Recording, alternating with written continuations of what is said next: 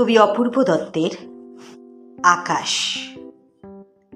Sir বলেছেন, রোজ দুবেলা ছাদের ওপর উঠে ঘণ্টা খানেক আকাশটাকে দেখবে খুঁটে খুঁটে, কোন তারাটার কি নাম এবং কোন গ্রহটা কাছে, জ্যোতির্বলয় কাকে বলে সেটাও জানার আছে।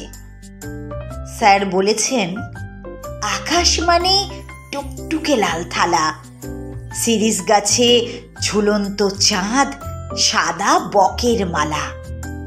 ও দিদি ভাই, তুমিই বলো, আকাশ কোথায় থাকে?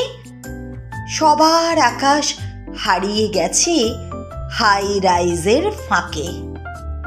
আমি এখন ঘরে বসেই আকাশকে নিয়ে চিনে, নীল রঙা এক চৌকো আকাশ কম্পিউটার স্ক্রিনে।